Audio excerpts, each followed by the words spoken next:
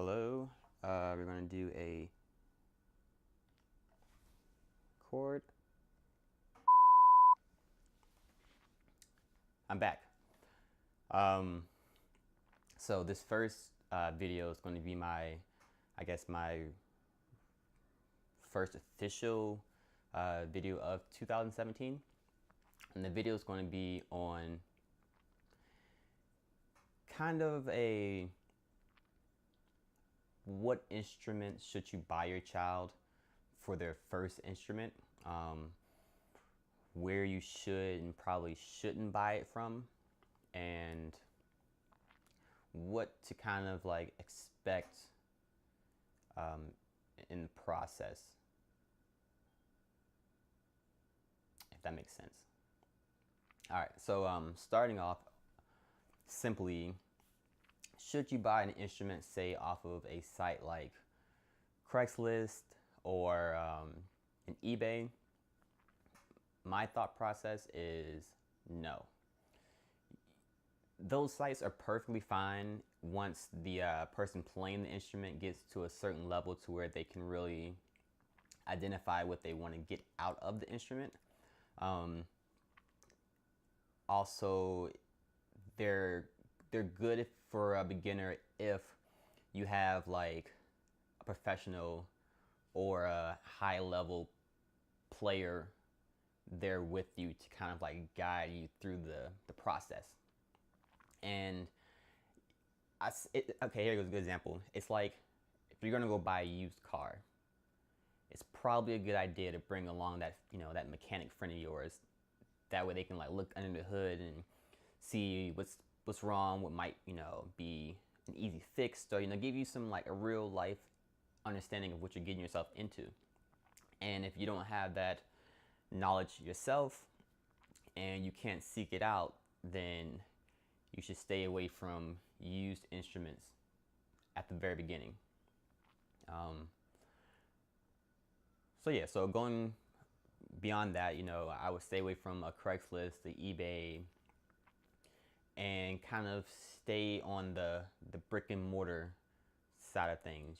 Find a reputable music selling business. Stay away from pawn shops because they fall in the same realm as like a Craigslist or an eBay. Go to like your local Sam Ash or your local Guitar Center or your local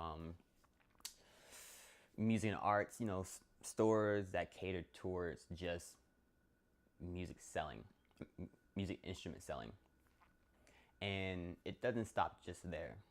I always say set a budget, and then try and buy an instrument at the high end of your budget. And I say this because, especially for a beginner player, they're going to have so many obstacles to overcome that are just a part of their physical makeup. Maybe their hands are small and they have a hard time keying the instrument. Every wind player goes through issues with their armature. I mean, that's something I won't say struggle with for a long period of time, but you definitely have to adapt it. The first couple of years, hopefully you have good teachers, you can really like nail down proper mechanics that first year. But the honest truth is that's not the case. So that's something you're normally working at for the first couple of years, unfortunately. But again, that's something that your child's going to have to like overcome. Another thing besides just the child's mechanics, the reason I say stay away from used horns is, let's say you get a horn, the person's just like, the pads are sticky. Let's say you even bring that friend of yours who's a high level friend of yours, and they say, oh, the pads are sticky. We're speaking about like saxophones or flutes. The pads are sticky. It's looks like a little air leak. No problem. Just a small little adjustment, and then you're back going. Sure, maybe you're lucked out and you need to replace pads, and that may cost. I mean, I don't know the running price right now, but it's less than $100, maybe like $60. Maybe you have that one key that's misaligned, and all you need to do is bend it a little bit back in place. But maybe, you know, that one key means you need a whole realignment where the mechanic will have to, if they want to do it properly, because there's always ways to shortcut. If they want to do it properly, they'll deconstruct the whole horn and then reassemble it, you know, cleaning it out and all that stuff. And that's when you start adding hundreds of dollars on top of the price. And believe me, don't think when I say this, it's a very uncommon thing. It's very common. You know, I have friends who are road musicians, and just from their traveling, it happens, you know, after a tour or mid-tour, they'll have to get their instrument basically overhauled. So it's a true thing. And if you think about, you know, how a child doesn't really know how to handle an instrument properly, or somebody's in marching band or what have you, accidents happen. I prefer you at least get some use out the horn before you start having to fix it. Okay. So those are the basic things, you know. Try and stay away from sites like eBay and Craigslist to begin with. Find a reputable brick and mortar business, you know, and try and buy your child the most expensive horn that you comfortably can do. Because believe me, the less obstacles that young player has to overcome, the better. The more they can focus on, you know, their own playing as far as how they interact with the instrument. You know, they're not having to, like, I guess, debate over, like, is it my fault that the low notes won't come out of this saxophone, or is it that there's some key leak, or some air leak, I should say, somewhere in here that I can't see? You know, you really want to have them be able to focus on, okay, this is the issue, this is how I fix it, and then let that just be it. You know, I mean, I know that's probably not the answer you wanted as far as, like, you know, should I, you know, go on eBay and buy some Chinese knockoff? No.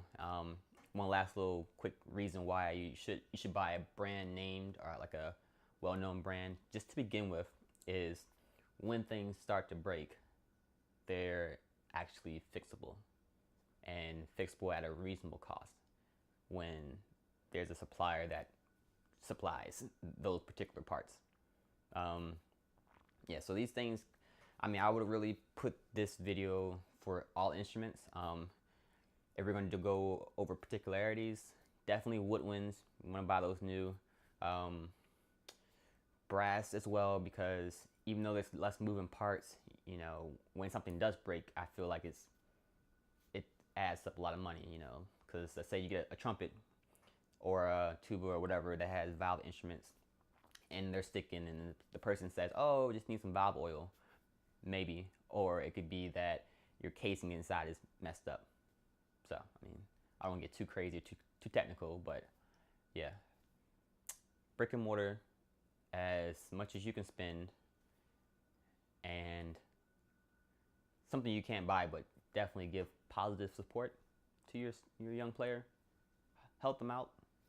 Yeah, if you have any more questions, comments, or anything you want to add, just write them in the comments. And as always, if you haven't already, definitely subscribe to the channel.